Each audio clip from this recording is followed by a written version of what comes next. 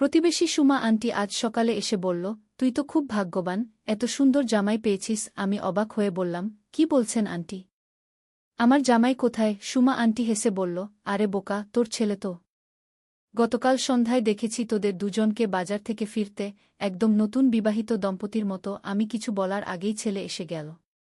Suma aunty তাকে দেখে বলল, এই জামাই, তোর বুয়ের খুব যত্ন নিবি। ছেলে হেসে বলল, হ্যাঁ আন্টি, আমি মাকে খুব ভালোবাসি। সুমা আন্টি চলে যাওয়ার পর আমি ছেলেকে জিজ্ঞেস করলাম, কেন সংশোধন করলি না? সে আমার কাছে এসে বলল, কারণ আমি চাই সবাই এভাবেই ভাবুক। মা, আমি তোমাকে সত্যিই ভালোবাসি, একজন স্ত্রী হিসেবে পেতে চাই। সুমা আন্টির কথা আমার কানে বাজতে থাকল। প্রতিবেশীরা কি সত্যিই আমাদের দম্পতি ভাবে? ছেলে আমার হাত ধরে বলল, বিয়ে করো আমাকে, যা সবাই ভাবে তাই করি। আমার মনে হলো সারা পাড়া আমাদের দিকে তাকিয়ে আছে। এই গল্পটি সম্পূর্ণ শুনলে আপনাদের পানি অটোমেটিক বের হয়ে যাবে, সো যত দ্রুত সম্ভব হাতের কাছে টিস্যু নিয়ে বসে পড়ো। বিছানার চাদর যেন নষ্ট না হয় সেটা সম্পূর্ণ খেয়াল রাখার অনুরোধ জানিয়ে গল্পটি এখন শুরু করব। তার আগে সর্বশেষ অনুরোধ, দয়া করে এমন পানি বের করার গল্প নিয়মিত শুনতে আমাদের চ্যানেলটি সকলেই সাবস্ক্রাইব করুন। ধন্যবাদ। হ্যালো বন্ধুরা, আমার নাম রুমানা খান। আমার বয়স ৪৪ বছর। আমার স্বামীর নাম সালিম খান, বয়স ৪৬ বছর। আমাদের ২ সন্তান, রাহুল আর পূজা। রাহুল ২১ বছর বয়সী, ভার্সিটিতে পড়ে। পূজা ১৪ বছর বয়সী, নবম ক্লাসে পড়ে। আমার জীবনে এমন কিছু ঘটনা ঘটেছে যা বলার মতো না, কিন্তু আজ বলতেই হচ্ছে। রাহুল যখন ছোট ছিল তখন তার বাবা বিদেশে চাকরি নিয়ে চলে গিয়েছিল। আমি একা রাহুল আর পূজাকে মানুষ করেছি। রাহুল আমার প্রতি অস্বাভাবিক আসক্তি দেখাতে শুরু করল যখন সে ১৭ বছর বয়সে পদার্পণ করল। প্রথমে মনে করেছিলাম বয়সের দোষ, কিন্তু দিন দিন তার আচরণ আরও অদ্ভুত হতে থাকল। সে আমার সাথে একই বিছানায় শুতে চাইত। আমি বলতাম, রাহুল, তুমি এখন বড় হয়েছ, আলাদা ঘরে থাকো, কিন্তু সে কাঁদতে শুরু করত। বলতো, মা, তুমি আমাকে ভালোবাসো না। একদিন রাতে আমি ঘুমিয়েছিলাম। হঠাৎ অনুভব করলাম কেউ আমার পাশে এসে শুয়েছে। চোখ খুলে দেখি রাহুল আমার পাশে শুয়ে আছে। তার চোখে এমন এক দৃষ্টি যা দেখে আমি ভয় পেয়ে গেলাম। সে আমার গায়ে হাত রাখল আর বলল, মা, আমি তোমাকে ছাড়া থাকতে পারি না।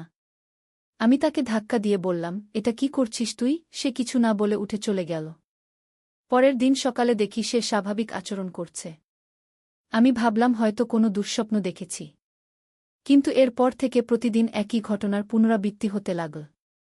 রাহুল রাতের বেলা আমার ঘরে এসে আমার পাশে শুয়ে থাকত। আমি যখন জেগে উঠতাম সে চলে যেত। একদিন আমি তাকে জিজ্ঞেস করলাম, রাহুল, তুই রাতে আমার ঘরে আসিস কেন? সে বলল, মা, আমার খুব একা লাগে। তুমি ছাড়া আমার ঘুম আসে না। আমি বুঝলাম এটা কোনো সাধারণ মায়ের প্রতি ভালোবাসা নয়। এটা অন্য কিছু। আমি চিন্তিত হয়ে পড়লাম। একদিন পূজা আমার কাছে এসে বলল, মা, রাহুল ভাই খুব অদ্ভুত আচরণ করে।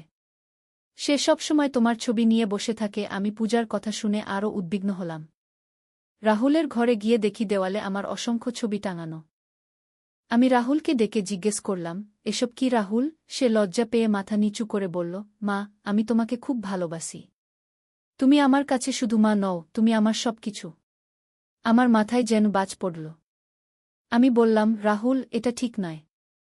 আমি তোর মা, তুই আমার ছেলে। কিন্তু সে বলল, না মা, আমি তোমাকে একজন নারী হিসেবে ভালোবাসি। সেদিন রাতে আমি দরজায় তালা দিয়ে ঘুমালাম। কিন্তু সকালে ঘুম ভেঙে দেখি রাহুল আমার পাশেই শুয়ে আছে। আমি চিৎকার করে উঠলাম। রাহুল বলল, মা, আমি চাবি দিয়ে দরজা খুলেছি। তুমি আমাকে এড়িয়ে যেতে পারবে না। আমি আর সহ্য করতে পারলাম না। স্বামীকে ফোন করে সব বললাম। সালিম দেশে ফিরে এলো। রাহুলের সাথে অনেক কথা বলল। কিন্তু রাহুলের আচরণের কোনো পরিবর্তন হল না। বরং সে আরও বেপরোয়া হয়ে উঠল। একদিন সালিম অফিসে গেছে, পূজা স্কুলে গেছে। আমি একা বাসায় ছিলাম। রাহুল ভার্সিটি থেকে ফিরে এসে আমার কাছে বসল। বলল, মা, আজ আমার সাথে কথা বলো। আমি বললাম, কি কথা? সে বলল, আমি তোমাকে ভালোবাসি মা। তুমিও আমাকে ভালোবাসো? আমি বললাম, হ্যাঁ, আমি তোকে ভালোবাসি। কিন্তু মায়ের ভালোবাসা? সে বলল, না মা, আমি সেই ভালোবাসা চাই না। আমি চাই তুমি আমাকে একজন পুরুষ হিসেবে ভালোবাসো। আমি রাগ করে বললাম, চুপ কর। এই ধরনের কথা আর বলবি না। কিন্তু রাহুল হঠাৎ উঠে দাঁড়িয়ে আমার দিকে এগিয়ে এলো।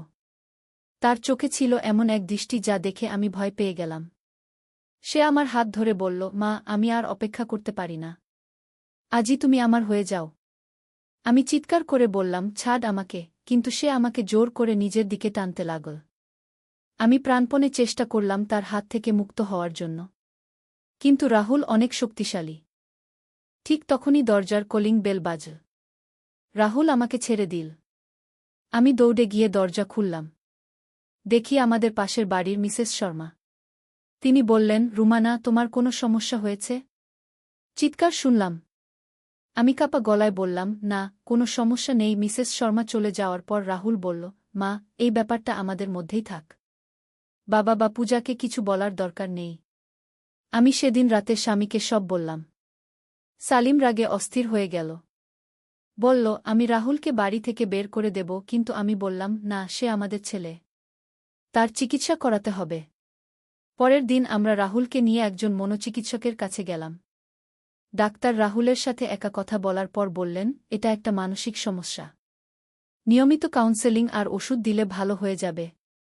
কিন্তু রাহুল চিকিৎসা নিতে রাজি হল না। বলল, আমার কোনো সমস্যা নেই। আমি শুধু মাকে ভালোবাসি। আমাদের পারিবারিক জীবন নরকে পরিণত হল। রাহুল দিন দিন আরও আক্রমণাত্মক হয়ে উঠতে লাগল।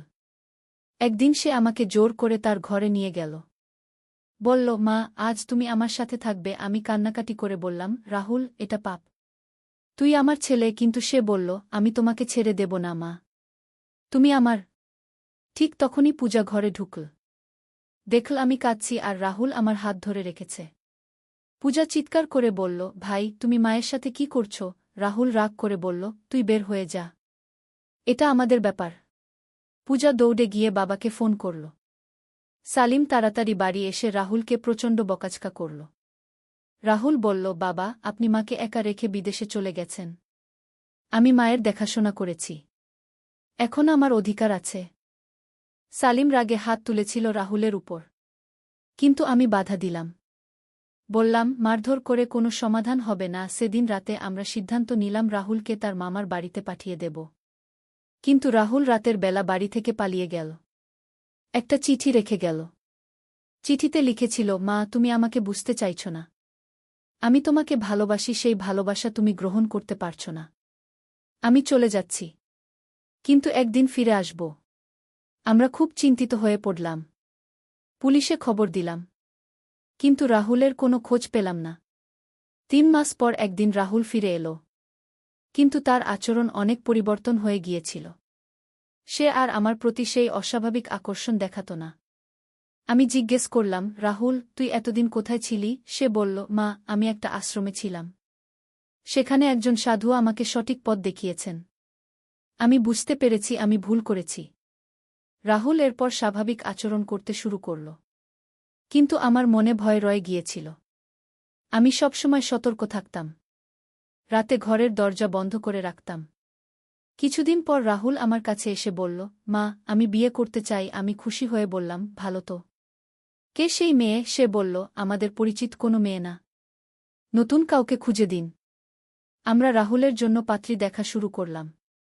কয়েকজন মেয়ে দেখানো হলো। কিন্তু রাহুল কাউকেই পছন্দ করল না। সে বলত, এই মেয়েটা আমার পছন্দ হল না। একদিন আমি জিজ্ঞেস করলাম, রাহুল, তোর ঠিক কেমন মেয়ে চাই? সে বলল, মা, আমি এমন একজন মেয়ে চাই যে তোমার মতো আমার গায়ে কাঁটা দিয়ে উঠল। মনে হল রাহুল এখনও সেই পুরানো অবস্থায় রয়েছে। কিন্তু এবার রাহুল সরাসরি কিছু বলত না। সে চুপচাপ থাকত। কিন্তু তার চোখের দিকে তাকালে মনে হতো সে এখনও আমার প্রতি সেই অস্বাভাবিক আকর্ষণ অনুভব করে। একদিন পূজা আমার কাছে এসে বলল, মা, রাহুল ভাই আবার অদ্ভুত আচরণ করছে। সে তোমার জামাকাপড়ের সাথে ঘুমায়। আমার মনে হলো আকাশ ভেঙে পড়ল। আমি রাহুলের ঘরে গিয়ে দেখি সে আমার একটা শাড়ি নিয়ে শুয়ে আছে। আমি জিজ্ঞেস করলাম, এটা কি করছিস? সে লজ্জা পেয়ে বলল, মা, এই শাড়িতে তোমার গন্ধ আছে। এটা নিয়ে থাকলে তোমার কাছে থাকার মতো লাগে। আমি বুঝলাম রাহুলের সমস্যা এখনও সমাধান হয়নি। আমি স্বামীকে সব বললাম। সালিম বলল, এবার রাহুলকে হাসপাতালে ভর্তি করতে হবে। কিন্তু রাহুল হাসপাতালে যেতে রাজি হল না। একদিন রাত্রে আমি ঘুমিয়েছিলাম। হঠাৎ ঘুম ভেঙে দেখি রাহুল আমার ঘরে দাঁড়িয়ে আছে। তার হাতে একটা চিঠি। সে বলল, মা, এই চিঠিটা পড়ো। আমি চিঠি নিয়ে পড়তে শুরু করলাম। চিঠিতে লেখা ছিল, প্রিয় মা, আমি জানি আমার এই অনুভূতি স্বাভাবিক নয়। কিন্তু আমি কিছু করতে পারি না। তুমি আমার কাছে শুধু মা নও, তুমি আমার প্রেমিকা। আমি চাই তুমি আমাকে একবার বুকে জড়িয়ে ধরো। একবার বলো যে তুমি আমাকে ভালোবাসো। আমার হাত কাঁপতে লাগল। আমি বললাম, রাহুল, তুই এসব কি লিখেছিস? সে বলল, মা, আমার মনের কথা লিখেছি। আমি আর লুকিয়ে রাখতে পারছি না। ঠিক তখনই সালিম ঘরে ঢুকল। সে চিঠি দেখে রাগে লাল হয়ে গেল।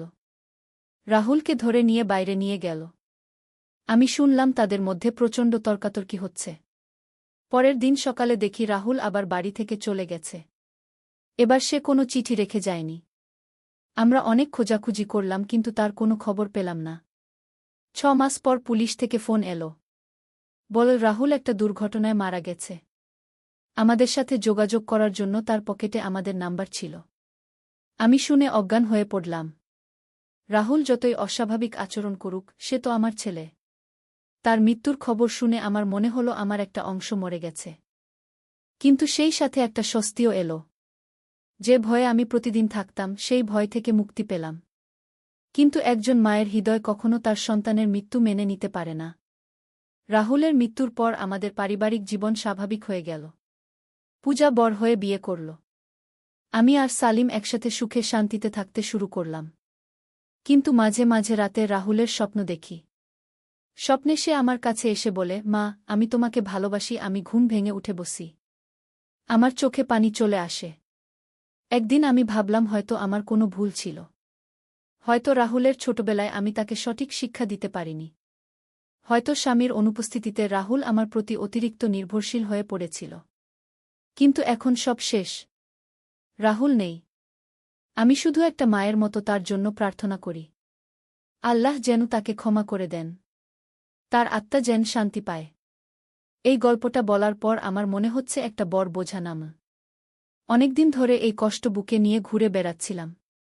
আজ সবার সামনে বলে ফেললাম। কিন্তু এখানেই শেষ নয়। রাহুলের মৃত্যুর 3 বছর পর আমাদের জীবনে আরেকটি অদ্ভুত ঘটনা ঘটল। একদিন সকালে আমি বাজার থেকে ফিরে এসে দেখি আমাদের দরজার সামনে একটা চিঠি পড়ে আছে। চিঠিতে কোনো নাম ঠিকানা নেই। চিঠি খুলে পড়তে গিয়ে আমার হাত কাঁপতে লাগল। চিঠিতে রাহুলের হাতের লেখার মতো লেখা ছিল, মা, আমি ফিরে এসেছি। তুমি ভাবছ আমি মরে গেছি, কিন্তু আমি বেঁচে আছি। আমি তোমাকে দূর থেকে দেখছি। খুব শীঘ্রই তোমার সামনে হাজির হব। আমার মাথায় যেন আকাশ ভেঙে পড়ল।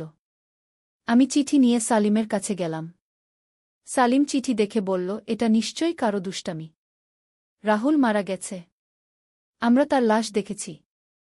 কিন্তু আমার মনে সন্দেহ হতে লাগল। সেদিন যে লাশ দেখেছিলাম সেটা অনেক পুড়ে গিয়েছিল। চেহারা চেনা যাচ্ছিল না। হয়তো পুলিশ ভুল করেছে। পরের দিন থেকে আমি অদ্ভুত অনুভূতি করতে লাগলাম। মনে হতো কেউ আমাকে লুকিয়ে দেখছে। রাতে ঘুমাতে গেলে মনে হতো জানালার বাইরে কেউ দাঁড়িয়ে আছে। কিন্তু দেখতে গেলে কাউকে পেতাম না। একদিন সন্ধ্যার সময় আমি ছাদে কাপড় শুকাতে গিয়েছি। হঠাৎ মনে হলো কেউ আমার নাম ডাকছে। ঘুরে তাকিয়ে দেখি কেউ নেই। কিন্তু আওয়াজ শুনতে পেলাম, মা, মা। আমি ভয় পেয়ে দৌড়ে নিচে চলে এলাম। সালিমকে বললাম, কিন্তু সে বলল, তুমি কল্পনা করছ। রাহুলের কথা ভেবে তোমার মানসিক অবস্থা খারাপ হয়ে গেছে। কিন্তু পরের দিনই আমি দেখলাম আমার জামাকাপড় নেই। যে শাড়ি রাহুল নিয়ে শুতো সেই শাড়িটা আলমারি থেকে উধাও। আমি সারা বাসা খুঁজলাম কিন্তু পেলাম না। তার কয়েকদিন পর আবার একটা চিঠি এলো। এবার চিঠিতে লেখা, মা, তোমার শাড়ি আমার কাছে আছে। আমি এটা নিয়ে ঘুমাই। তোমার গন্ধ পেলে মনে হয় তোমার পাশেই আছি। খুব শীঘ্রই তোমার সাথে দেখা করব। এবার আমি নিশ্চিত হলাম যে রাহুল বেঁচে আছে। কিন্তু সে লুকিয়ে থাকছে। আমি পুলিশে খবর দিলাম। পুলিশ এসে তদন্ত করল কিন্তু কিছু পেল না। রাতের বেলা আমার ঘুম আসত না। সবসময় মনে হতো কেউ বাড়ির চারপাশে ঘুরে বেড়াচ্ছে। কয়েকবার জানালার কাছে ছায়া দেখেছি। কিন্তু সালিম গেলে কাউকে পাওয়া যেত না। একদিন রাতে আমি ঘুমিয়েছিলাম। হঠাৎ অনুভব করলাম কেউ আমার মাথায় হাত বুলাচ্ছে। চোখ খুলে তাকিয়ে দেখি একটা ছায়ামূর্তি বিছানার পাশে দাঁড়িয়ে আছে। আমি চিৎকার করে উঠলাম। সালিম ছুটে এসে বাতি জ্বালিয়ে দিল। কিন্তু ঘরে কেউ নেই। সালিম বলল, তুমি স্বপ্ন দেখেছ, কিন্তু আমি নিশ্চিত ছিলাম যে কেউ ছিল। পরের দিন সকালে আমার বালিশের নিচে একটা ছোট কাগজ পেলাম। কাগজে লেখা, মা, আমি তোমার খুব কাছে আছি। তুমি আমাকে দেখতে পাচ্ছ না, কিন্তু আমি তোমাকে দেখছি। আমি রাতে তোমার পাশে এসে বসি। আমার মনে হলো পাগল হয়ে যাব। আমি ডাক্তারের কাছে গেলাম। ডাক্তার বলল, আপনার মানসিক অবস্থা ভালো নেই।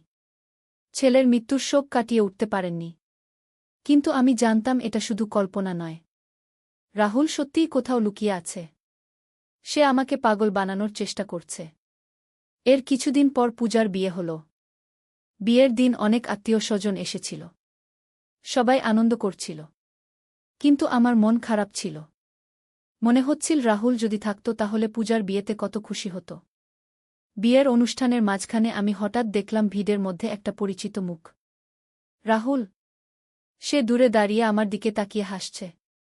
আমি চিৎকার করে উঠলাম, রাহুল! সবাই আমার দিকে তাকাল। আমি যেদিকে দেখেছিলাম সেদিকে তাকাল, কিন্তু কাউকে দেখল না। সালিম আমাকে ধরে বসাল। বলল, কি হয়েছে তোমার? আমি বললাম, রাহুল এসেছিল। আমি দেখেছি, কিন্তু কেউ আমার কথা বিশ্বাস করল না। সবাই ভাবল আমার মাথা খারাপ হয়ে গেছে। পূজার বিয়ের পর আমি খোঁজখবর নিলাম। জানতে পারলাম ৩ বছর আগে যে দুর্ঘটনা রাহুলের মৃত্যু হয়েছিল সেই দুর্ঘটনায় আসলে অন্য একজনের মৃত্যু হয়েছিল। পুলিশ ভুল করে রাহুল বলে চিহ্নিত করেছিল। রাহুল সেই সময় থেকে লুকিয়ে আছে। কিন্তু কেন সে লুকিয়ে থাকছে? কেন আমার সামনে আসছে না? এই প্রশ্নগুলো আমাকে পাগল করে তুলছিল। একদিন আমি সিদ্ধান্ত নিলাম রাহুলকে খুঁজে বের করব। আমি একা একা বিভিন্ন জায়গায় যেতে শুরু করলাম। পার্কে, বাজারে, রাস্তায়, সর্বত্র রাহুলকে খুঁজতাম। ১ সপ্তাহ পর একটা পুরানো বিল্ডিংয়ে রাহুলকে পেলাম। সে একটা ছোট ঘরে থাকত। আমাকে দেখে প্রথমে লুকানোর চেষ্টা করল। কিন্তু আমি তাকে ডাকলাম, রাহুল, তুই কেন এভাবে লুকিয়ে আছিস? রাহুল কাঁদতে কাঁদতে বলল, মা, আমি জানি আমার আচরণ ঠিক ছিল না। আমি লজ্জায় তোমাদের সামনে আসতে পারছিলাম না। কিন্তু তোমাকে ছাড়া থাকতে পারছিলাম না, তাই দূর থেকে দেখতাম। আমি রাহুলকে জড়িয়ে ধরলাম। বললাম, তুই আমার ছেলে। তোর যা ইচ্ছা তাই করিস। কিন্তু বাড়িতে ফিরে আয়। রাহুল বলল, না মা, আমি বাড়িতে ফিরতে পারব না। আমার মনের অবস্থা এখনও ঠিক হয়নি। আমি এখনও তোমাকে সেইভাবেই ভালোবাসি। আমি বুঝলাম রাহুলের সমস্যা এখনও রয়েছে। কিন্তু সে এখন নিজেকে নিয়ন্ত্রণ করতে পারে। আমি বললাম, তাহলে এভাবে লুকিয়ে না থেকে চিকিৎসা নে। রাহুল রাজি হল। আমি তাকে নিয়ে একজন বিখ্যাত মনোরোগ বিশেষজ্ঞের কাছে গেলাম। ডাক্তার বলল, এটা একটা জটিল মানসিক রোগ। কিন্তু চিকিৎসায় ভালো হয়ে যাবে। রাহুল নিয়মিত চিকিৎসা নিতে শুরু করল। ধীরে ধীরে তার অবস্থার উন্নতি হতে লাগল। সে আর আমার প্রতি অস্বাভাবিক আকর্ষণ অনুভব করত না। ৬ মাস চিকিৎসার পর রাহুল সম্পূর্ণ ভালো হয়ে গেল। সে বাড়িতে ফিরে এল। আমাদের পারিবারিক জীবন আবার স্বাভাবিক হল। রাহুল এরপর একটা ভালো চাকরি পেল। একটা ভালো মেয়েকে বিয়ে করল। এখন তার নিজের সংসার আছে। ২টো ছোট বাচ্চা আছে। কিন্তু মাঝে মাঝে আমার মনে পড়ে যায় সেই কালো দিনগুলোর কথা। যখন আমি ভয়ে ভয়ে থাকতাম। রাতে ঘুমাতে পারতাম না। সেই দিনগুলো ছিল আমার জীবনের সবচেয়ে কঠিন সময়। কিন্তু এখন সব ঠিক আছে। রাহুল একজন ভালো ছেলে হয়েছে। পূজাও সুখে আছে। আমি আর সালিম বুড়ো বয়সে শান্তিতে আছি। এই গল্প শুনে হয়তো অনেকে ভাববেন এমন কিছু হয় না। কিন্তু বিশ্বাস করুন, জীবনে কখনো কখনো এমন কিছু ঘটে যা কল্পনাও করা যায় না। আমার জীবনে ঘটেছে। এই কষ্টের দিনগুলো কাটিয়ে আজ আমি স্বাভাবিক জীবন যাপন করছি। রাহুলের মানসিক সমস্যা ছিল, কিন্তু সে মন্দ ছেলে ছিল না। চিকিৎসায় ভালো হয়ে গেছে। এখন সে একজন আদর্শ ছেলে। তাই যাদের পরিবারে এমন সমস্যা আছে তারা হতাশ না হয়ে চিকিৎসা করান। সঠিক চিকিৎসায় সব ঠিক হয়ে যায়। আর যারা এই গল্প শুনলেন তাদের কাছে অনুরোধ, এই ধরনের সমস্যায় যারা ভোগেন তাদের নিয়ে হাসাহাসি করবেন না। তাদের সাহায্য করার চেষ্টা করবেন। আমাদের সমাজে মানসিক রোগ নিয়ে অনেক কুসংস্কার আছে। কিন্তু এগুলো রোগ। চিকিৎসায় ভালো হয়। তাই কেউ এই ধরনের সমস্যায় পড়লে লুকিয়ে না রেখে ডাক্তার দেখান। এই গল্পের মাধ্যমে আমি সবাইকে এই বার্তা দিতে চাই যে পারিবারিক সমস্যা যত বড়ই হোক না কেন, ধৈর্য আর ভালোবাসা দিয়ে সব সমাধান করা যায়। আমি আমার ছেলেকে ত্যাগ করিনি। তার পাশে থেকেছি। চিকিৎসা করিয়েছি। আজ সে ভালো আছে। এটাই একজন মায়ের কর্তব্য। যারা শুনছেন তারা হয়তো ভাবছেন এই গল্পে রোমান্স কোথায়? আসলে এই গল্পের রোমান্স হল একজন মায়ের তার সন্তানের প্রতি ভালোবাসা। একজন স্ত্রীর তার স্বামীর প্রতি বিশ্বস্ততা। এগুলোই সবচেয়ে বড় রোমান্স। আর রহস্য? রহস্য ছিল রাহুল কি সত্যিই মরে গেছে নাকি বেঁচে আছে। সেই রহস্যের সমাধান হয়েছে। অ্যাডভেঞ্চার ছিল রাহুলকে খুঁজে বের করার চেষ্টায়। সেই অ্যাডভেঞ্চারও শেষ হয়েছে। এখন আমাদের জীবন শান্তিতে চলছে। রাহুল একজন ভালো ছেলে হয়েছে। তার স্ত্রী আর বাচ্চাদের নিয়ে সুখে আছে। মাঝে মাঝে আমাদের বাড়িতে আসে। কিন্তু এখন আর কোনো অস্বাভাবিক আচরণ করে না। পূজাও তার স্বামী আর বাচ্চাদের নিয়ে সুখে আছে। আমি আর সালিম এখন দাদা-দাদি হয়েছি। নাতিনাতনীদের নিয়ে খুব আনন্দে আছি। জীবনে যত কষ্টই আসুক না কেন, ধৈর্য আর বিশ্বাস রাখলে সব ঠিক হয়ে যায়। আমার জীবনের গল্প এটাই প্রমাণ করে। আজ এই গল্প বলে আমার মনে হচ্ছে একটা বড় বোঝা নেমে গেছে। অনেকদিন ধরে এই কথাগুলো মনের মধ্যে চেপে রেখেছিলাম। আজ বলে ফেলে ভালো লাগছে। যারা শুনেছেন তাদের ধন্যবাদ। আশা করি আমার এই অভিজ্ঞতা থেকে কেউ শিক্ষা নিতে পারবেন। পরিবারে কোনো সমস্যা হলে হতাশ না হয়ে ধৈর্য রাখবেন। সবার সাহায্য নেবেন। সঠিক চিকিৎসা করাবেন। আর সবশেষে বলতে চাই, পরিবার হলো আমাদের সবচেয়ে বড় সম্পদ। পরিবারের জন্য যত কষ্টই সহ্য করতে হোক না কেন, সেই কষ্ট সার্থক। কারণ পরিবারের সুখই আমাদের আসল সুখ। কিন্তু এখানেই গল্পের শেষ নয়। রাহুলের সুস্থ হওয়ার পরও আমাদের জীবনে আরও কিছু ঘটনা ঘটেছিল যা আমার কখনো ভুলবার নয়। রাহুলের বিয়ের ৩ বছর পর একদিন তার স্ত্রী রিমা আমার কাছে এসে কাঁদতে কাঁদতে বলল, মা, রাহুল আমার সাথে অদ্ভুত আচরণ করে। সে রাতে আমাকে আপনার নাম ধরে ডাকে। আমার মাথায় যেন বজ্রপাত হল। মনে হলো আবার সেই পুরানো সমস্যা ফিরে এসেছে। আমি রিমাকে শান্ত করে বললাম, তুমি ভুল শুনেছ হয়তো। কিন্তু রিমা বলল, না মা, আমি স্পষ্ট শুনেছি। সে ঘুমের মধ্যে বলে, রুমানা, রুমানা, আর আমাকে খুব জোরে জড়িয়ে ধরে। আমি রাহুলকে ডেকে জিজ্ঞেস করলাম। রাহুল প্রথমে অস্বীকার করল। কিন্তু পরে স্বীকার করল যে মাঝে মাঝে ঘুমের মধ্যে আমার নাম নেয়। আমি তাকে আবার ডাক্তারের কাছে নিয়ে গেলাম। ডাক্তার বলল, এটা একটা রিল্যাপস। পুরানো স্মৃতি মাঝে মাঝে ফিরে আসে। চিকিৎসা চালিয়ে যেতে হবে। রাহুল আবার চিকিৎসা নিতে শুরু করল। কিন্তু রিমার মানসিক অবস্থা খারাপ হয়ে গেল। সে সন্দেহ করতে লাগল যে রাহুল তাকে ভালোবাসে না। একদিন রিমা আমার কাছে এসে বলল, মা, আমি আর পারছি না। রাহুল আমাকে দেখে কিন্তু আপনাকে ভাবে। আমি কি করব বলুন? আমি বুঝলাম এই সমস্যার সমাধান করতে হবে। আমি রিমা আর রাহুলকে নিয়ে একসাথে বসলাম। রাহুলকে বললাম, দেখ রাহুল, তোর এই আচরণের কারণে রিমার কষ্ট হচ্ছে। তুই তোর স্ত্রীকে ভালোবাসিস না? রাহুল বলল, মা, আমি রিমাকে ভালোবাসি। কিন্তু জানি না কেন তোমার কথা মনে এসে যায়। আমি বললাম, রাহুল, আমি তোর মা। একজন মা তার ছেলের জীবনে সুখ চায়। তুই যদি রিমার সাথে সুখী না হতে পারিস তাহলে আমার কোনো শান্তি নেই। রাহুল কাঁদতে কাঁদতে বলল, মা, আমি চেষ্টা করব।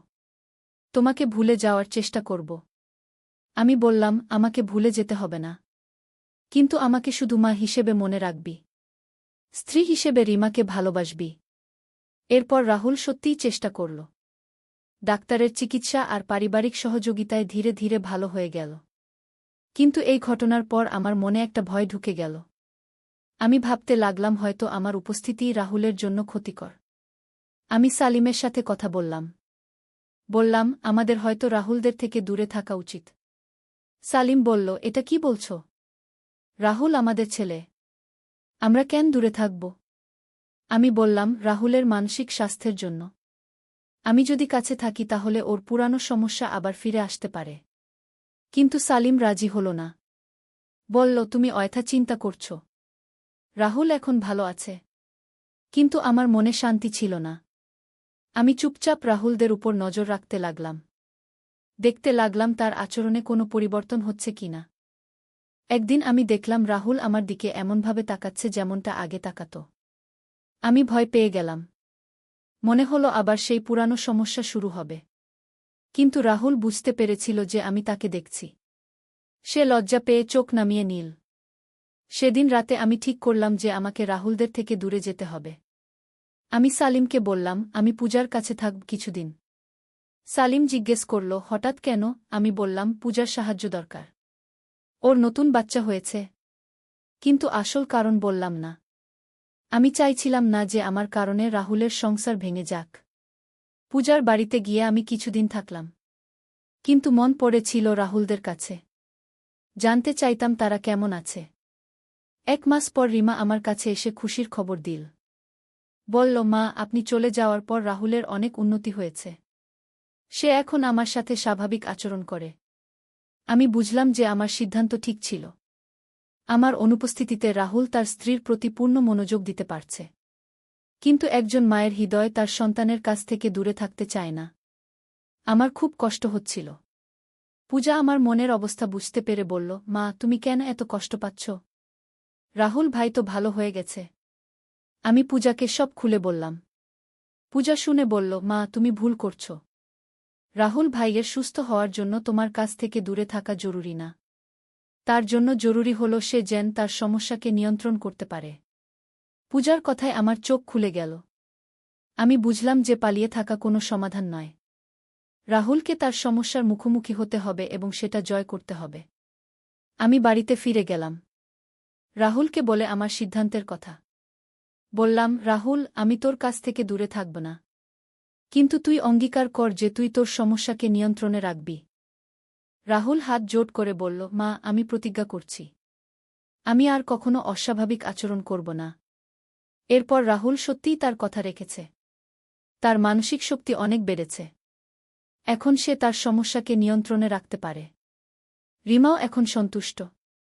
তারা দুজন খুব সুখে আছে। তাদের 2টি সুন্দর বাচ্চা আছে। রাহুল একজন আদর্শ বাবা হয়েছে। মাঝে মাঝে আমি ভাবি, জীবনে এত কষ্টের মধ্য দিয়ে যেতে হলো কেন? কিন্তু এখন মনে হয় এই কষ্টগুলো আমাদের আরও শক্তিশালী করেছে।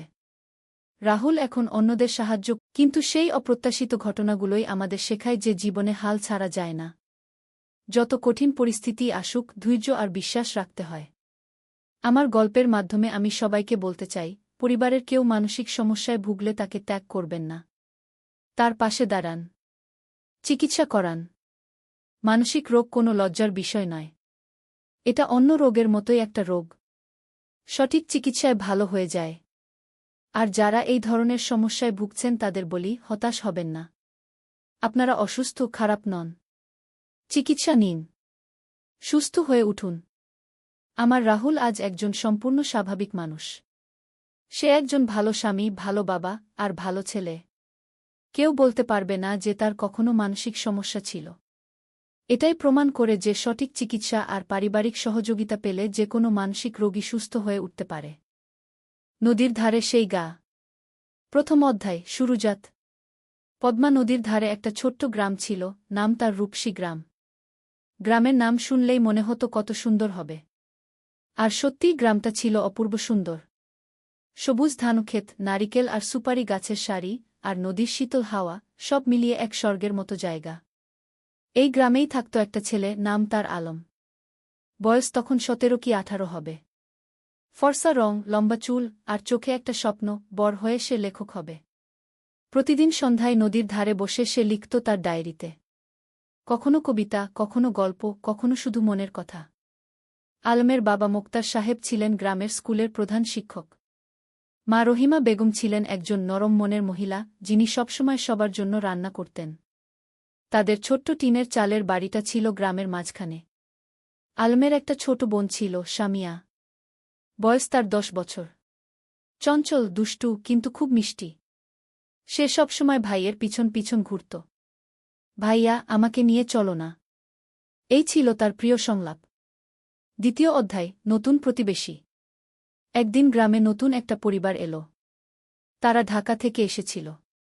বাবা একজন সরকারি চাকরিজীবী, বদলি হয়ে এই উপজেলায় এসেছেন। তাদের সাথে ছিল একটা মেয়ে, নাম তার তানিয়া। তানিয়া ছিল আলমের সমবয়সী। লম্বা চুল, বড় বড় চোখ, আর মুখে সবসময় একটা হাসি। সে ছিল খুবই পড়ুয়া। বই পড়তে তার খুব ভালো লাগত। প্রথম দিন যখন সে গ্রামের স্কুলে ভর্তি হল, তখন সবাই অবাক হয়ে তাকে দেখছিল। শহুরে মেয়ে, কিন্তু কোনো অহংকার নেই। আলম আর তানিয়ার প্রথম দেখা হয়েছিল স্কুলের লাইব্রেরিতে। দুজনেই একই বই খুঁজছিল, রবীন্দ্রনাথের গোরা গু। তুমিও রবীন্দ্রনাথ পড়ো? আলম জিজ্ঞেস করেছিল। হ্যাঁ, আমার খুব প্রিয়। তুমি? তানিয়া হেসে জবাব দিয়েছিল। সেই থেকে তাদের বন্ধুত্ব শুরু। প্রতিদিন স্কুলে, লাইব্রেরিতে, আর কখনো কখনো নদীর ধারে বসে তারা গল্প করত। সাহিত্য নিয়ে, জীবন নিয়ে, স্বপ্ন নিয়ে। তৃতীয় অধ্যায়, স্বপ্নের কথা। একদিন সন্ধ্যায় নদীর ধারে বসে আলম তানিয়াকে বলল, জানো, আমি বড় হয়ে লেখক হতে চাই।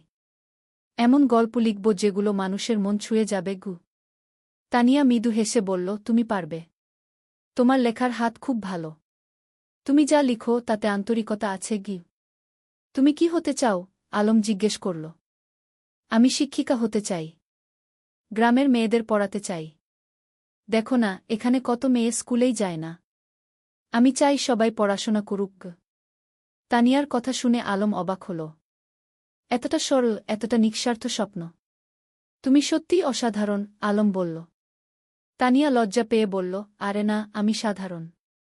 তবে হ্যাঁ, আমি মানুষের জন্য কিছু করতে চাই। সেদিন থেকে আলমের মনে তানিয়ার জন্য একটা বিশেষ জায়গা তৈরি হল। সে বুঝতে পারছিল না এটা কি অনুভূতি, কিন্তু তানিয়াকে না দেখলে তার দিন ভালো যেত না। চতুর্থ অধ্যায়, বর্ষাকাল। বর্ষা এলো। পদ্মা নদী ফুলে ফেপে উঠল। চারিদিকে পানি আর পানি। স্কুল বন্ধ হয়ে গেল। বৃষ্টি থামার নাম নেই। একদিন সন্ধ্যায় আলম দেখল তানিয়া তাদের বাড়ির সামনে দাঁড়িয়ে আছে, ভিজে একদম। কি হয়েছে? এভাবে বৃষ্টিতে ভিজে আসলে কেন? আলম চিন্তিত হয়ে জিজ্ঞেস করল। আমার বই। আমার প্রিয় বইটা। আমি নদীর ধারে রেখে এসেছিলাম। পানিতে ভেসে যাবে কি? তানিয়া কাঁদো কাঁদো স্বরে বলল। আলম কিছু না ভেবে ছাতা নিয়ে বেরিয়ে পড়ল। বৃষ্টি তখন মুষলধারে পড়ছে। সে নদীর ধারে গিয়ে দেখল তানিয়ার বইটা একটা পাথরের নিচে চাপা পড়ে আছে, কিন্তু পানি প্রায় সেখানে পৌঁছে গেছে। সে দ্রুত বইটা তুলে নিল। সৌভাগ্যবশত বইটা পুরোপুরি ভিজেনি। সে তার শার্টের ভিতরে বইটা লুকিয়ে বাড়ি ফিরল। তানিয়া যখন বইটা পেল, তার চোখে পানি এসে গেল। তুমি এতটা করলে আমার জন্য? তুমি আমার বন্ধু। বন্ধুর জন্য এটুকু তো করাই যায়, আলম হেসে বলল। সেদিন থেকে তানিয়াও বুঝতে পারল, আলম তার কাছে শুধু একজন বন্ধু নয়, আরও বেশি কিছু। পঞ্চম অধ্যায়, গ্রামের মেলা। শরৎকাল এলো। গ্রামে বড় মেলা বসল। নৌকা বাইচ, পুতুল নাচ, জারি গান, কত কিছু। সারা গ্রামে উৎসবের আমেজ। আলম আর তানিয়া একসাথে মেলা ঘুরছিল। স্বামীও ছিল তাদের সাথে। সে দুষ্টুমি করে বলল, ভাইজা, তানিয়া আপু তোমার বউ হবে? আলম আর তানিয়া দুজনেই লজ্জা পেয়ে গেল। আলম স্বামীয়াকে বকা দিল, কিন্তু মনে মনে সে ভাবছিল, সত্যিই তো, তানিয়াকে ছাড়া তার জীবন অসম্পূর্ণ মনে হয়। মেলায় একটা পুতুলের দোকানে তানিয়া একটা সুন্দর পুতুল দেখে মুগ্ধ হয়ে গেল। কিন্তু দাম শুনে হতাশ হল, 50 টাকা। তার কাছে এত টাকা ছিল না। আলম চুপি চুপি পুতুলটা কিনে নিল। মেলা শেষে যখন বাড়ি ফিরছিল, তখন সে তানিয়াকে পুতুলটা দিল। এটা তুমি আমার জন্য? তানিয়া অবাক হয়ে বলল। তুমি যেটা চেয়েছিলে সেটা তোমার হওয়া উচিত কি? আলম মৃদু হেসে বলল। তানিয়া পুতুলটা বুকে জড়িয়ে ধরল। ধন্যবাদ, আলম। তুমি সত্যিই খুব ভালো। সেদিন রাতে আলম তার ডায়েরিতে লিখল, আজ আমি বুঝেছি ভালোবাসা কাকে বলে। যাকে দেখলে বুক ভরে যায়, যার জন্য নিজের সবকিছু দিয়ে দিতে ইচ্ছা করে, সেই তো ভালোবাসা। ষষ্ঠ অধ্যায়, সংকট। কিন্তু জীবন তো সবসময় সুখের থাকে না। একদিন আলমের বাবা হঠাৎ অসুস্থ হয়ে পড়লেন। ডাক্তার বলল তাকে ঢাকায় নিয়ে যেতে হবে ভালো চিকিৎসার জন্য। আলম দুশ্চিন্তায় পড়ে গেল। ঢাকায় যেতে হলে অনেক টাকা লাগবে।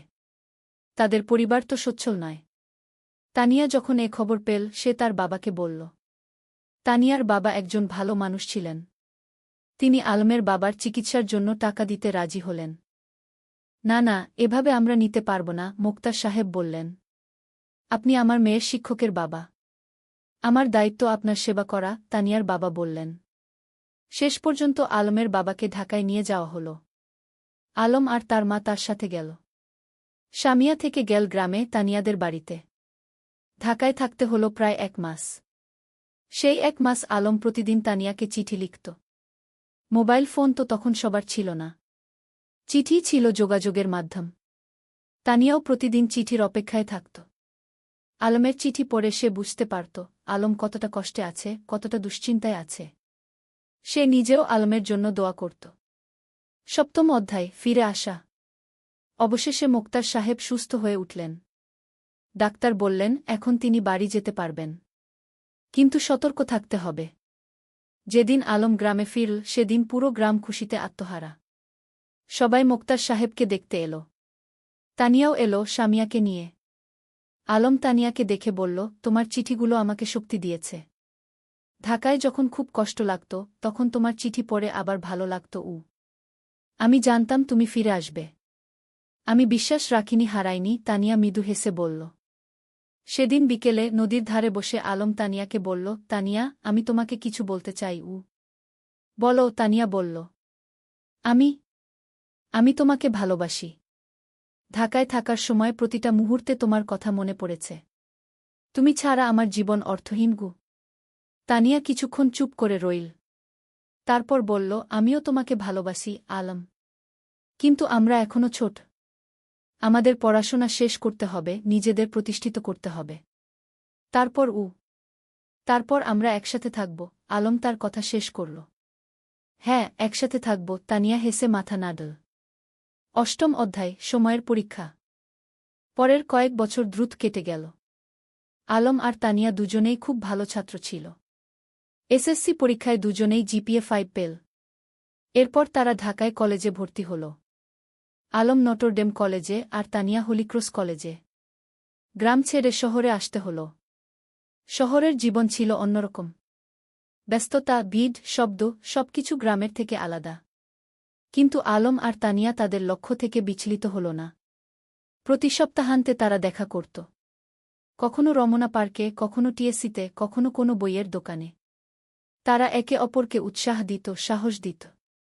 এইচএসসি পরীক্ষায়ও দুজনেই ভালো ফল করল। আলম ঢাকা বিশ্ববিদ্যালয়ে বাংলা সাহিত্যে ভর্তি হল আর তানিয়া শিক্ষা বিভাগে। কিন্তু বিশ্ববিদ্যালয়ের জীবনে নতুন চ্যালেঞ্জ এল। রাজনীতি, সেশনজট, আর্থিক সংকট, নানা সমস্যা। কখনো কখনো আলমের মনে হতো সে হয়তো লেখক হতে পারবে না। তানিয়াও মাঝে মাঝে হতাশ হতো। কিন্তু তারা একে অপরকে সাহায্য করত। আলম যখন হতাশ হতো তানিয়া তাকে মনে করিয়ে দিত তার স্বপ্নের কথা। তানিয়া যখন ভেঙে পড়ত আলম তাকে শক্তি যোগাত।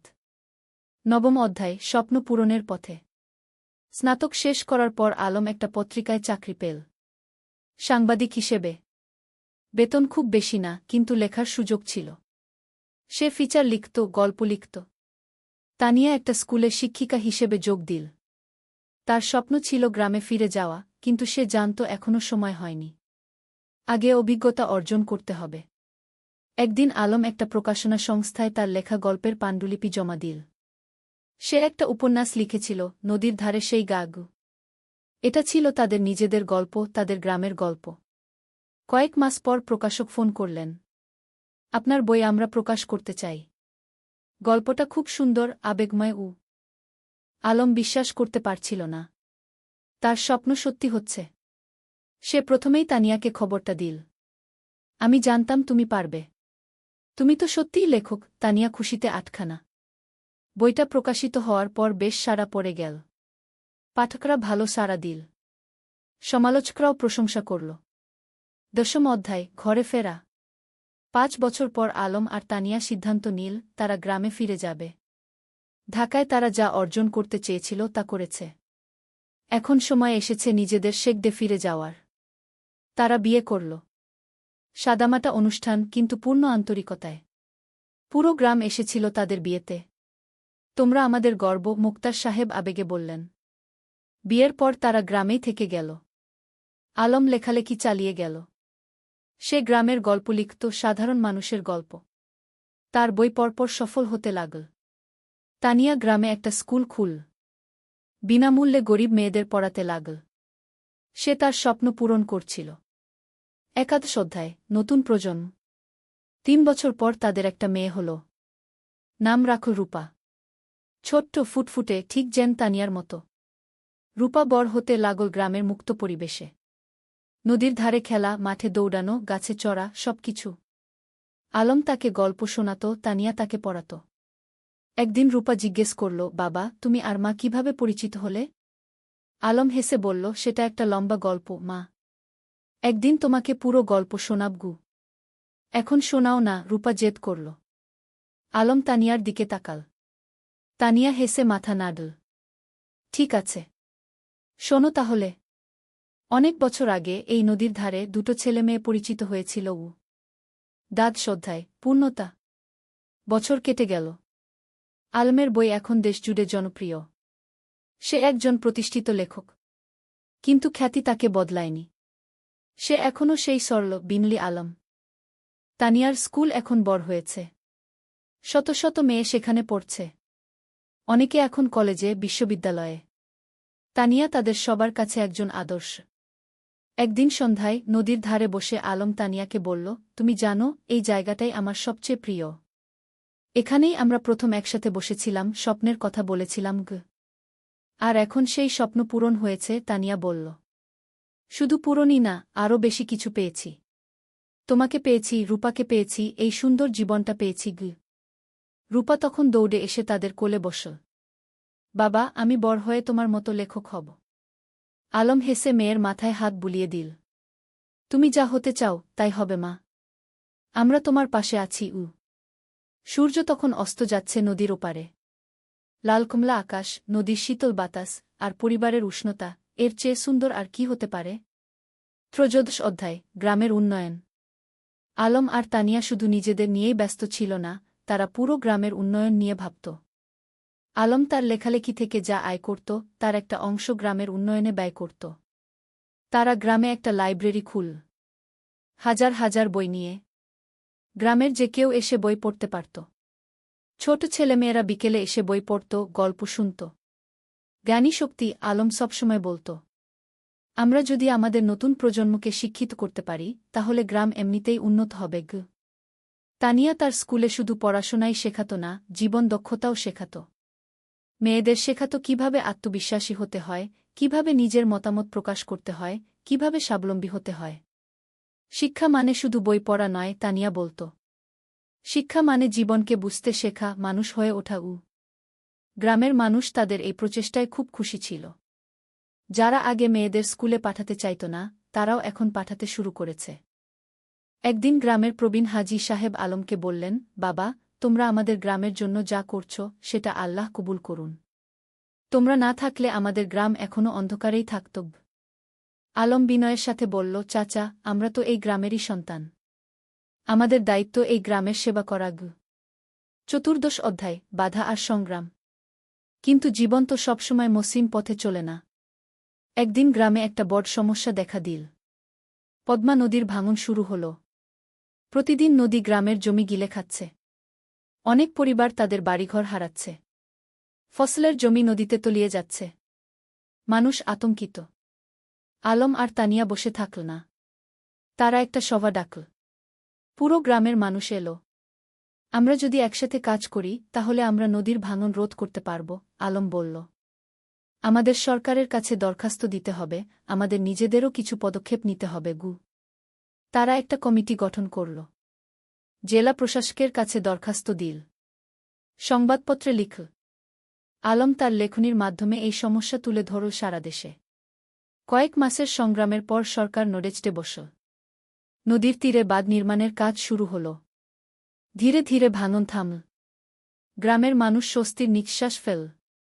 তোমরা আমাদের গ্রামকে বাঁচিয়েছ, একজন বৃদ্ধ আলমকে আশীর্বাদ করলেন। আমরা সবাই মিলে বাঁচিয়েছি, আলম বলল। এটা সবার প্রচেষ্টার ফল। পঞ্চদশ অধ্যায়, রূপার স্বপ্ন। রূপা এখন 10 বছরের। খুব মেধাবী মেয়ে। স্কুলে সব সময় প্রথম হয়। কিন্তু শুধু পড়াশোনায় নয়, সে খেলাধুলায়, গানেও ভালো। একদিন রূপা তার বাবা-মাকে বলল, আমি ডাক্তার হতে চাই। গ্রামের মানুষদের সেবা করব। আলম আর তানিয়া খুশি হল। তাদের মেয়ে অন্যের সেবা করতে চায়, এর চেয়ে বড় গর্বের আর কি হতে পারে? তুমি যা হতে চাও, আমরা তোমাকে সাহায্য করব, তানিয়া বলল। কিন্তু রূপার একটা শর্ত ছিল। আমি ঢাকায় না, গ্রামেই থাকব। এখানেই পড়ব, এখানেই ডাক্তারি করব গু। আলম হেসে বলল, কেন মা? ঢাকায় তো ভালো সুযোগ পাবে উ। বাবা, তুমি আর মা যেমন গ্রামে ফিরে এসেছ, আমিও তাই চাই। গ্রামের মানুষদের সবচেয়ে বেশি সাহায্যের দরকার গু। এই কথা শুনে আলমের চোখে পানি এসে গেল। তার মেয়ে তার আদর্শকে ধারণ করছে। রূপা খুব পরিশ্রমী ছিল। প্রতিদিন ভোরে উঠে পড়াশোনা করত। মায়ের স্কুলে ছোটদের পড়াতে সাহায্য করত। বাবার লেখার কাজেও হাত লাগাত। রূপা, তুমি এত কাজ করো, ক্লান্ত হয়ে যাও না? তানিয়া একদিন জিজ্ঞেস করল। না মা, আমি যখন মানুষের উপকার করি তখন আমার ভালো লাগে। ক্লান্তি লাগে না, রূপা হেসে জবাব দিল। শ্রদ্ধায় পুরস্কার। আলমের লেখালেখি এখন দেশের সীমা পেরিয়ে গেছে।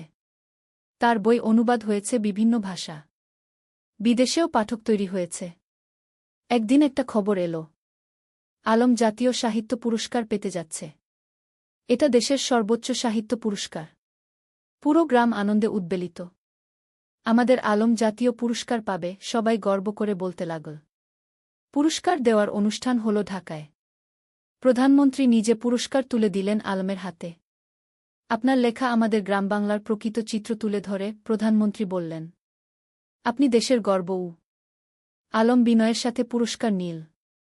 তার মনে পড়ল সেই দিনগুলোর কথা, যখন সে নদীর ধারে বসে স্বপ্ন দেখত লেখক হওয়ার। পুরস্কার পাওয়ার পর আলম একটা বক্তৃতা দিল। এই পুরস্কার শুধু আমার একার নয়। এটা আমার স্ত্রী তানিয়ার, আমার মেয়ে রূপার, আমার গ্রামের সব মানুষের। তারা আমাকে অনুপ্রাণিত করেছে, সাহস দিয়েছে গি। তানিয়ার চোখে খুশির অশ্রু। তার স্বামী এত বড় সম্মান পেল, কিন্তু তবুও সে নিজের কৃতিত্ব সবার সাথে ভাগ করে নিচ্ছে। সপ্তদশ অধ্যায়, তানিয়ার স্বীকৃতি। আলমের পুরস্কার পাওয়ার 1 বছর পর তানিয়াও একটা সম্মান পেল। সরকার তাকে সেরা শিক্ষক পুরস্কার দিল। তার স্কুল থেকে যে মেয়েরা বের হয়ে গেছে তারা এখন বিভিন্ন ক্ষেত্রে প্রতিষ্ঠিত। কেউ ডাক্তার, কেউ ইঞ্জিনিয়ার, কেউ শিক্ষক, কেউ উদ্যোক্তা।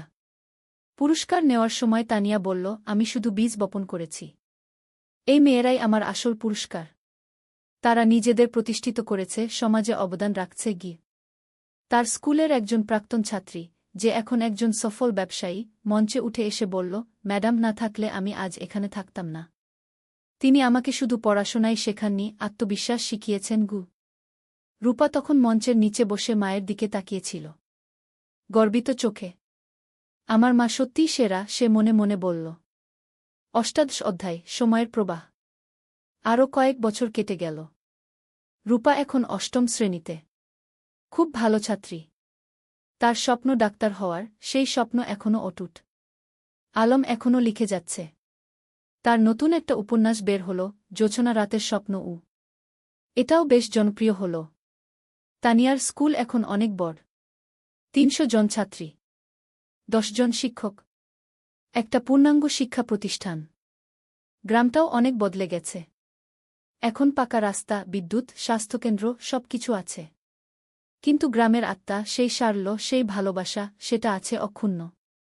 একদিন সন্ধ্যায় পুরো পরিবার নদীর ধারে বসেছিল। আলম, তানিয়া, রূপা আর শামিয়া। শামিয়া এখন বিবাহিত, তার একটা ছেলে আছে। ভাইয়া, মনে আছে যখন আমি ছোট ছিলাম, তুমি আর ভাবি এখানে বসে গল্প করতে? শামিয়া হেসে বলল। মনে আছে, আলম হেসে বলল। সেই সময়গুলো কত সুন্দর ছিল। এখনকার সময়ও কম সুন্দর নয়, তানিয়া বলল। আমরা একসাথে আছি, সুস্থ আছি, খুশি আছি, এর চেয়ে বড় সৌভাগ্য আর কি? রূপা বলল, বাবা, তোমার আর মায়ের মতো আমিও একজন ভালো মানুষকে জীবনসঙ্গী হিসেবে পেতে চাই উ। আলম মেয়ের মাথায় হাত রেখে বলল, তুমি পাবে মা। তবে তার আগে তোমার স্বপ্ন পূরণ করো। ডাক্তার হও। তারপর জীবনসঙ্গী খুঁজবে গু। 49 অধ্যায়, নতুন চ্যালেঞ্জ। রূপা এসএসসি পরীক্ষা দিল। ফলাফল বেরোল, জিপিএ 5। পুরো গ্রাম খুশি। আলম আর তানিয়া গর্বিত। কিন্তু এখন একটা বড় সিদ্ধান্ত নিতে হবে। রূপা ডাক্তার হতে চায়, আর তার জন্য তাকে মেডিকেল কলেজে ভর্তি হতে হবে। কিন্তু গ্রামে তো মেডিকেল কলেজ নেই। বাবা, আমি ঢাকা মেডিকেলে ভর্তি হতে চাই, রূপা বলল। আলম একটু চিন্তিত হল। কিন্তু তুমি তো বলেছিলে গ্রামে থাকবে। হ্যাঁ বাবা, আমি গ্রামে ফিরে আসব। কিন্তু ভালো ডাক্তার হতে হলে ভালো প্রতিষ্ঠান থেকে পড়তে হবে। আমি 5 বছর ঢাকায় থাকব, তারপর ফিরে আসব এবং গ্রামে একটা হাসপাতাল খুলব। তানিয়া বলল, মেয়েটা ঠিকই বলছে। আমরাও তো ঢাকায় গিয়ে পড়াশোনা করেছিলাম। তারপর ফিরে এসেছি গু। রূপা ঢাকা মেডিকেল কলেজে ভর্তি হল। প্রথম দিকে গ্রাম ছেড়ে যেতে খুব কষ্ট হচ্ছিল, কিন্তু সে জানত এটা তার লক্ষ্যের জন্য প্রয়োজন। আলম আর তানিয়া প্রতি মাসে ঢাকায় যেত মেয়েকে দেখতে। রূপা ফোনে প্রতিদিন কথা বলত। 20 অধ্যায়, পরিবারের বন্ধন। 5 বছর খুব দ্রুত কেটে গেল। রূপা ডাক্তার হয়ে গেল। এমবিবিএস পাস করল ভালো ফলসহ। এখন তার সামনে অনেক সুযোগ। ঢাকার বড় বড় হাসপাতাল তাকে চাকরির অফার দিচ্ছে। কিন্তু রূপার লক্ষ্য অন্য। বাবা, আমি গ্রামে ফিরে আসছি, রূপা ফোনে বলল। তুমি নিশ্চিত? ঢাকায় তো অনেক ভালো সুযোগ, আলম বলল। বাবা, আমার স্বপ্ন তো ঢাকায় বড় ডাক্তার হওয়া নয়। আমার স্বপ্ন গ্রামের মানুষের সেবা করা। রূপা গ্রামে ফিরে এলো। গ্রামের মানুষ তাকে মাথায় করে নিয়ে এলো। আমাদের নিজের ডাক্তার। সে একটা ছোট ক্লিনিক খুল। বিনামূল্যে গরিব মানুষদের চিকিৎসা দিতে লাগল। যাদের সামর্থ্য আছে তারা দিত। যাদের নেই তাদের কাছ থেকে কিছু নিত না। তুমি কিভাবে চালাবে এভাবে? আলম একদিন জিজ্ঞেস করল। বাবা, তুমি তো লেখক হয়েছ মানুষের সেবা করার জন্য, মা শিক্ষিকা হয়েছে সেবার জন্য। আমিও তাই। টাকা পয়সা পরে দেখা যাবে। আলম মেয়েকে জড়িয়ে ধরল। তুমি আমাদের গর্ব। 21 অধ্যায়, নতুন সঙ্গী। রূপা যখন ক্লিনিকে ব্যস্ত তখন একদিন একজন তরুণ ডাক্তার এলো। তার নাম ফাহিম। সে ঢাকা থেকে এসেছে গ্রামাঞ্চলে স্বেচ্ছাসেবা করতে। ফাহিম আর রূপা একসাথে কাজ করতে লাগল। দুজনেই একই স্বপ্ন দেখে, গ্রামের মানুষের সেবা করা। ধীরে ধীরে তাদের মধ্যে বন্ধুত্ব হল। তারপর সেই বন্ধুত্ব ভালোবাসায় রূপান্তরিত হল। একদিন ফাহিম আলমের কাছে এলো। চাচা, আমি রূপাকে বিয়ে করতে চাই। আলম হেসে বলল, তুমি কি রূপাকে জিজ্ঞেস করেছ? হ্যাঁ, সে রাজি। ফাহিম লজ্জা পেয়ে বলল। তানিয়া খুশিতে আটখানা। আমার মেয়ে একজন ভালো মানুষ পেয়েছে। রূপা আর ফাহিমের বিয়ে হল। সাদামাটা কিন্তু আন্তরিক অনুষ্ঠান। পুরো গ্রাম এসেছিল। বিয়ের পর তারা দুজন মিলে ক্লিনিক চালাতে লাগল। তারা স্বপ্ন দেখে গ্রামে একটা বড় হাসপাতাল করার। 20 অধ্যায়, 3 প্রজন্ম। 2 বছর পর রূপার একটা ছেলে হল। নাম রাখল আয়ান। আলম আর তানিয়া দাদা দাদি হল। দেখো আমাদের নাতি, আলম আবেগে বলল। তানিয়া শিশুটিকে কোলে নিয়ে বলল, এই শিশু আমাদের ভবিষ্যৎ। এর জন্যই তো আমরা এত কাজ করছি। এখন বাড়িতে 3 প্রজন্ম। আলমতানিয়া, রূপা, ফাহিম আর ছোট্ট আয়ান। প্রতিদিন সন্ধ্যায় তারা একসাথে বসে।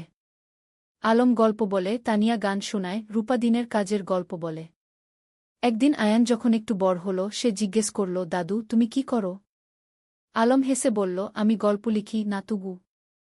আমাকে একটা গল্প বলো না? ঠিক আছে, শোনো তাহলে। অনেক বছর আগে এই নদীর ধারে কে। আর এভাবেই চলতে থাকে জীবনের গল্প প্রজন্ম থেকে প্রজন্মে। 23 অধ্যায়, উত্তরাধিকার। আলম এখন 60 পেরিয়ে গেছে। চুলদাড়ি পেকে গেছে। কিন্তু লেখার হাত এখনও অক্ষুণ্ণ। সে এখনও প্রতিদিন লেখে। তানিয়াও এখন অবসর নিয়েছে স্কুল থেকে। কিন্তু মাঝে মাঝে যায় ছাত্রীদের সাথে দেখা করতে। একদিন আয়ান, যে এখন 5 বছরের, দাদুকে জিজ্ঞেস করল, দাদু তুমি কত বই লিখেছ? প্রায় 20টা, আলম বলল। আমিও বড় হয়ে লেখক হব, আয়ান বলল। রূপা হেসে বলল, তুমি যা হতে চাও তাই হবে। আলম নাতিকে কোলে নিয়ে বলল, লেখক হওয়া মানে শুধু বই লেখা নয় বাবা।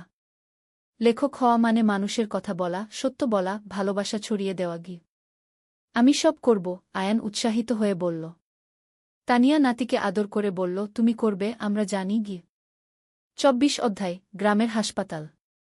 রূপা আর ফাহিমের স্বপ্ন ছিল গ্রামে একটা বড় হাসপাতাল খোলার। তারা কয়েক বছর ধরে টাকা জমিয়ে রাখছিল। আলমও তার রয়্যালটির একটা অংশ দিয়েছিল। অবশেষে সেই দিন এলো। তারা একটা 3তলা হাসপাতাল তৈরি করল। নাম দিল রূপসী হাসপাতাল। উদ্বোধনের দিন পুরো জেলা থেকে মানুষ এলো। স্বাস্থ্যমন্ত্রী নিজে এসে উদ্বোধন করলেন। এই হাসপাতাল শুধু একটা স্বাস্থ্যসেবা কেন্দ্র নয়, মন্ত্রী বললেন। এটা একটা স্বপ্নের বাস্তবায়ন। রূপা আর ফাহিম যা করেছেন সেটা অনুকরণীয় গু। হাসপাতালে 10টা বেড, অপারেশন থিয়েটার, ল্যাবরেটরি, সবকিছু আছে। আর সবচেয়ে বড় কথা, গরিবদের জন্য বিনামূল্যে চিকিৎসার ব্যবস্থা। আলম গর্বে বুক ফুলিয়ে বলল, আমার মেয়ে যা করেছে আমি কলম দিয়ে তা করতে পারিনি গু।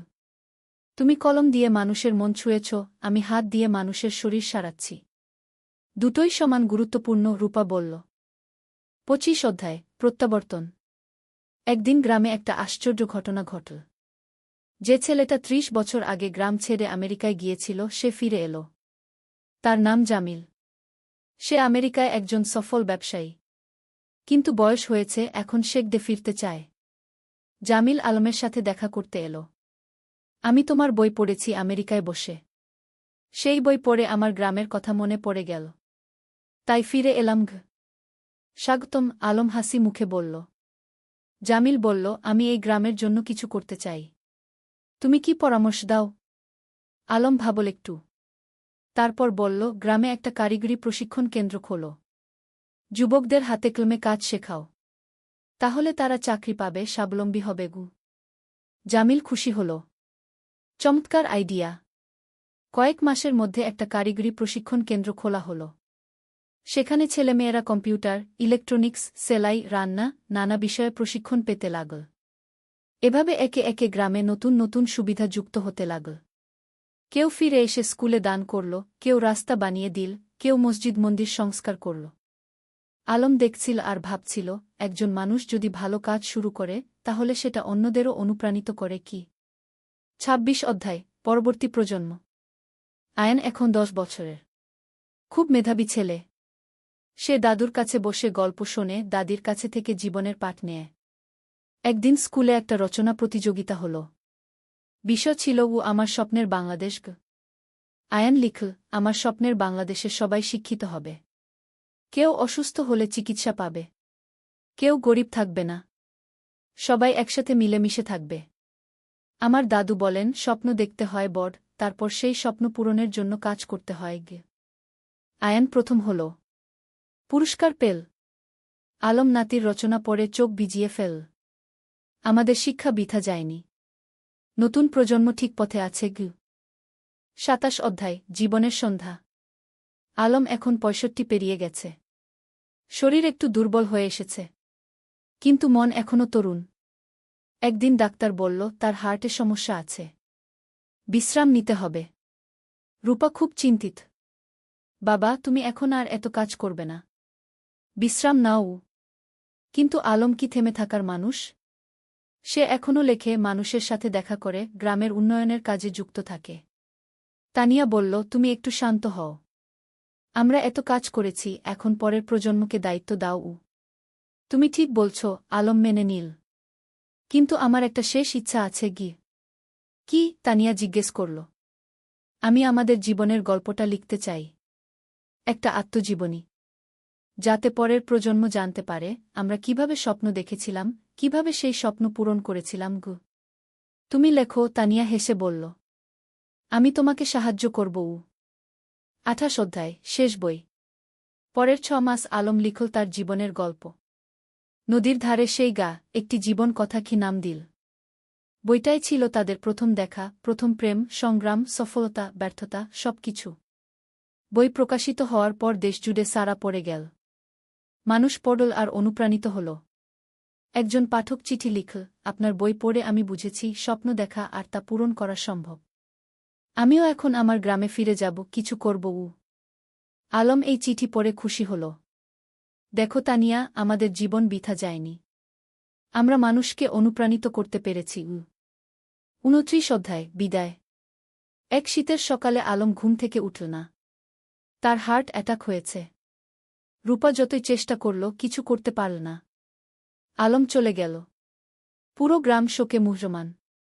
আমাদের আলম চলে গেল, সবাই কাঁদল। তানিয়া কান্নায় ভেঙে পড়ল। তুমি আমাকে একা ফেলে চলে গেলে। রূপা মাকে সান্ত্বনা দিল। মা, বাবা চলে যায়নি। তার লেখায় সে বেঁচে আছে। তার কাজে সে বেঁচে আছে। আমাদের মধ্যে সে বেঁচে আছে গি। আলমের জানাজায় হাজার হাজার মানুষ এলো। তাকে সমাহিত করা হলো গ্রামের কবরস্থানে, নদীর পাশে, যেখানে সে জীবনের অনেকটা সময় কাটিয়েছে। ৩০ অধ্যায়, উত্তরাধিকার, শেষ অধ্যায়। আলমের মৃত্যুর পর তানিয়া ভেঙে পড়েনি। সে আরও শক্ত হয়েছে। আলম চলে গেছে, কিন্তু তার স্বপ্ন চলে যায়নি। আমাকে সেই স্বপ্ন বাঁচিয়ে রাখতে হবে গু। সে গ্রামের লাইব্রেরিটাকে কি আলম স্মৃতি লাইব্রেরিকে নাম দিল। সেখানে আলমের সব বই রাখা হল। রূপা হাসপাতালে আরও বেশি মনোযোগী হল। বাবা চাইতেন আমি মানুষের সেবা করি। আমি তাই করব। ফাহিম তার পাশে থেকে সাহায্য করল। আয়ান, যে এখন ১৫ বছরের, দাদুর মতো লিখতে শুরু করল। সে গল্প লেখে, কবিতা লেখে। একদিন আয়ান তানিয়াকে তার লেখা একটা গল্প দেখাল।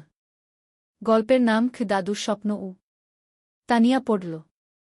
চোখে পানি এলো। তোমার দাদু বেঁচে আছে তোমার মধ্যে গি। বছরের পর বছর কেটে গেল। গ্রামটা আরও উন্নত হল। কিন্তু আলমকে কেউ ভুলল না। প্রতি বছর তার জন্মদিনে গ্রামে একটা সাহিত্য উৎসব হয়। তরুণ লেখকরা আসে, তাদের লেখা পড়ে। তানিয়া এখন ৮০ পেরিয়ে গেছে। কিন্তু এখনও প্রতিদিন স্কুলে যায়। ছাত্রীদের দেখে আসে। একদিন এক তরুণী তানিয়াকে জিজ্ঞেস করল, ম্যাডাম, আপনার আর আলম স্যারের গল্পটা কি সত্যি? তানিয়া হেসে বলল, হ্যাঁ, প্রতিটা শব্দ সত্যি। আমরা স্বপ্ন দেখেছিলাম, আর সেই স্বপ্ন পূরণ করেছিলাম গ। আমিও কি পারব? তরুণী জিজ্ঞেস করল। অবশ্যই পারবে, তানিয়া দৃঢ়তার সাথে বলল। শুধু স্বপ্ন দেখো, তারপর সেই স্বপ্ন পূরণের জন্য কাজ করো। আর কখনো হাল ছেড়ো না গি। সেদিন সন্ধ্যায় নদীর ধারে বসে তানিয়া আকাশের দিকে তাকাল। আলম, তুমি কি দেখছ? আমরা যা শুরু করেছিলাম তা এখনো চলছে। তোমার স্বপ্ন বেঁচে আছে গি। নদীর জল কুলকুল করে বয়ে যাচ্ছে। বাতাসে যেন আলমের কণ্ঠস্বর ভেসে এলো, আমি জানতাম তুমি পারবে। আমরা একসাথে এই স্বপ্ন দেখেছিলাম, তুমি তা বাঁচিয়ে রেখেছ। ধন্যবাদ, তানিয়া গু। তানিয়া হাসল। চোখে পানি, কিন্তু মুখে হাসি। ধন্যবাদ তোমাকে, আলম। তুমি আমার জীবনকে অর্থবহ করেছিলে গি। সমাপ্তি। এই ছিল আলম আর তানিয়ার গল্প। দুটো সাধারণ মানুষ, যারা অসাধারণ স্বপ্ন দেখেছিল। আর সেই স্বপ্ন শুধু নিজেদের জন্যই ছিল না, ছিল সবার জন্য। আজও রূপসী গ্রামে যদি যাও, দেখবে আলম স্মৃতি লাইব্রেরি, তানিয়া বালিকা বিদ্যালয়, রূপসী হাসপাতাল, সবকিছু দাঁড়িয়ে আছে। এগুলো শুধু ভবন নয়, এগুলো স্বপ্নের বাস্তবায়ন। আর নদীর ধারে, যেখানে একদিন দুটো তরুণী বসে স্বপ্ন দেখেছিল, সেখানে এখন একটা ফলক লাগানো আছে। তাতে লেখা, যেখানে স্বপ্ন শুরু হয়েছিল। আলম ও তানিয়া, দুই স্বপ্নদ্রষ্টা, দুই সেবক, যারা প্রমাণ করেছেন, স্বপ্ন দেখলে এবং কাজ করলে সবকিছুই সম্ভব। শিক্ষা, জীবনে স্বপ্ন দেখো বড়, তারপর সেই স্বপ্ন পূরণের জন্য নিরলসভাবে কাজ করো। নিজের জন্য নয়, সবার জন্য কিছু করার চেষ্টা করো। তাহলেই জীবন সার্থক হবে।